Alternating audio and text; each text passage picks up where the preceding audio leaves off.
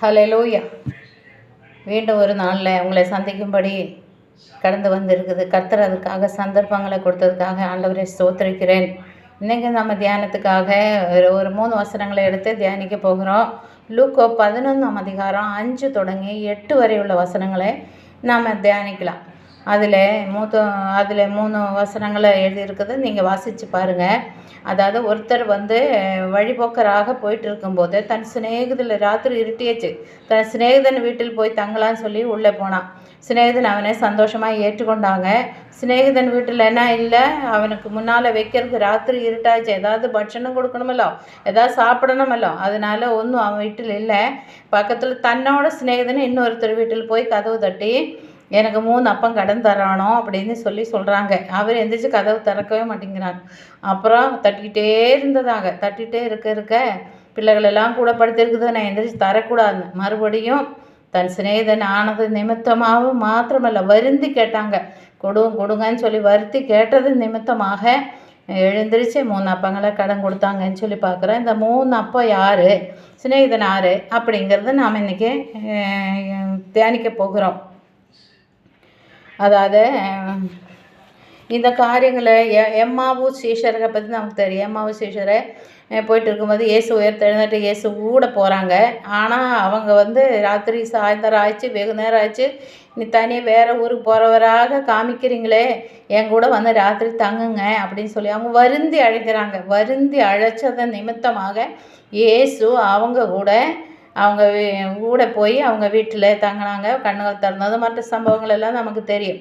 அதாவது வருந்தி கேட்குதல் நிமித்தமாக நமக்கு பல காரியங்கள் எல்லாம் நடக்கும். ஒரு தடவை 2 தடவை கேட்கலாம். அதுக்காக போராடி வருந்தி நம்ம ஜெபம் பண்ணும்போது நிச்சயமாக நம்ம காரியங்கள் எல்லாம் நடக்கும்.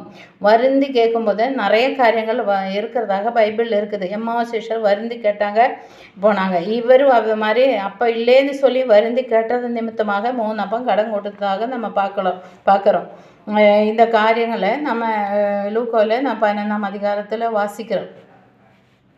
மத்தேயு 15:3 அப்போ என்னங்கிறது நம்ம பார்க்க போகிறோம். மத்தேயு 15ஆம் அதிகாரத்துக்கு 26வது வசனத்தில் ஒரு ஸ்திரீயை பற்றி வருது. கானானி ஸ்திரீ, அவளோட மகள் வியாதிப்பட்டு பிசாசின்படினால் வருத்தப்பட்டு படுத்திருக்கிறான். இவன் இயேசு பின்னால் போய் தாவீதின் குமாரனே இயேசுவே எனக்கு இறங்கும் என்பவங்க கொடிய வேதனைப்படுறான்.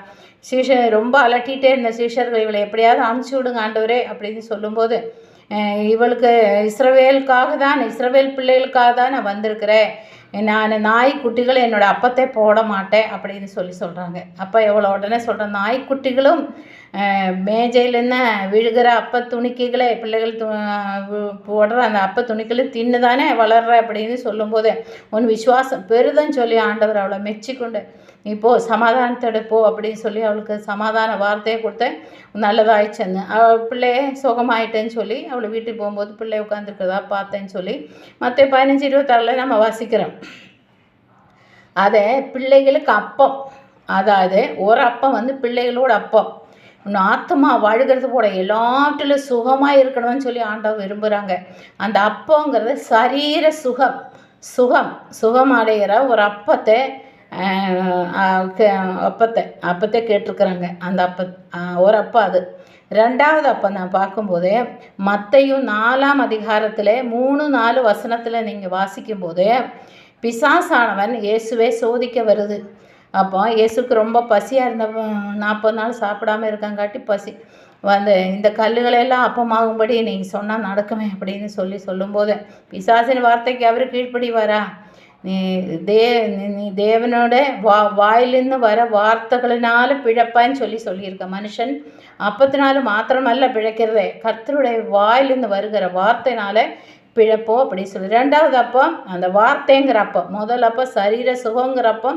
2வது அப்பம் சரீர இந்த வார்த்தைங்கிற அப்பம். 3வது அப்பம் யோவான் 6ஆம் அதிகாரத்தில் 48, 49, 50 வசனத்தில் பார்க்கும்போது ஜீவ அப்பம் நானே, நமக்கு நித்திய ஜீவனை கொடுக்கறதுக்காக தான் இறங்கி வந்த அப்பமாக இருக்குது. அந்த 3 அப்பத்தை தான் இதில் எக்ஸாம்பிளாக நம்ம பார்க்குறோம், நம்ம தியானிக்கிறோம். இந்த 3 அப்பம் நமக்கும் தேவையாக இருக்குது. சரீர சுகங்கிற அப்பம், வார்த்தைங்கிற அப்போ நித்திய ஜீவன். நம்ம வேதத்தில் ஃபுல்லாக 66 புஸ்தகத்தினும் ஒரே வார்த்தையினால சொல்லப்படுகிறனாக்கா நித்திய ஜீவன் கொடுக்குறேன்னு வாக்குதத்தம் தான்.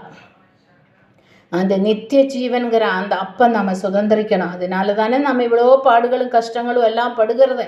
அந்த நித்திய காலமாக நம்ம வாழணும். நம்ம அழிந்து போகக்கூடாது, நஷ்டப்பட்டு போகக்கூடாது. நம்ம ஆத்மா நித்தியமாக வாழணும். அதுக்கு நித்திய ஜீவனுங்கிற அப்போ அந்த மூணு சிநேகிதராக இருந்தாக்கா வழிபோக்கராயிருக்கிற நாம அப்போ நான் இயேசுவின் இடத்தில் போய் தட்டுறோம். இயேசு வந்து பிதாவின் இடத்துல இந்த 3 காரியங்களையும் வாங்கி அந்த அப்போங்கிற அந்த சரீர சுகம், இயேசு நமக்காக வாங்கி கொடுக்குறதா அந்த சரீர சுகம், வார்த்தை, நித்திய ஜீவன், இதெல்லாம் நம்ம அந்த 3 நபர்களும் நம்ம இயேசு, நாம, பிதா, அப்புறம் வார்த்தைகளும் அப்படிதான். சரீர சுகங்கிற அப்போ, வார்த்தைங்கிற அப்போ, நித்திய ஜீவனுங்கிற அப்போ, இதெல்லாம் நமக்கு கர்த்தர் தருவாராக.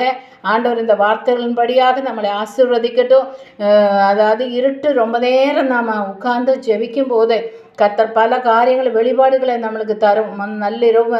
நள்ளிரவில் 12 மணிக்கு பிறப்பாடு நாம் ஒரு 2 வார்த்தைகள், அதாவது ஒரு 5 நிமிஷம் 10 நிமிஷம் கூட ஜெபம் பண்ணிட்டேன். அந்த புதிய நாளை தொடங்குகிற முதல் மணி நேரத்தில், முதல் நிமிஷங்களில் நம்ம ஜெபம் பண்ணும்போது பல வெளிப்பாடுகளை ஆண்டவர் தருவாங்க. அவரை நேசிக்கிறதுக்கு அடையாளமாக அவர் பாதத்தில் இருக்கும்போது நிச்சயமாக நமக்கு இதெல்லாம் ஆண்டவர் தருவாங்க. நாம் இப்போ ஜெபிக்கலாம். ஸ்தோத்திரம் ஆண்டவரே, நல்ல ஆண்டவருக்கு நன்றியோடு துதிக்கிற ஆண்டவரே, அந்த ஜீவ அப்பத்துக்காக, அந்த வார்த்தைங்கிற அப்பத்துக்காக, சுகங்கிற அப்பத்துக்காக நாங்கள் ஆண்டவரே, நீர் எங்களுக்காக எல்லா பாடுகளையும் பட்டு எல்லாத்துலேயும் ஜெயம் எடுத்தீங்களே சுவாமி. எங்களுக்கு அதை சுதந்திரிச்சு தரும்படியாக செவிக்கிறப்ப அதுக்காக ஆண்டவரே நாங்கள் காத்திருக்கிறோம். அந்த நித்திய ஜீவனுக்குள்ளாரையாக எங்களை கொண்டு போங்கன்னு சொல்லி ஜெபிக்கிறப்பா. சோத்திர ஆண்டவரே, நன்றியோடு துதிக்கிறேன். பொல்லாத சாத்தான் கொண்டு வர எல்லா சதிகளும் திட்டங்களும் தடைகளும் எல்லாம் மாறி போகட்டும். கர்த்தரோட வல்லமையுள்ள நாமத்தினால் எங்களை ஒப்பு கொடுத்து ஜெபிக்கிறேன். இயேசுவின் மூலமாக ஜெபிக்கிறேன் நல்ல பிதாவே. ஆமேன், ஆமேன், ஆமேன்.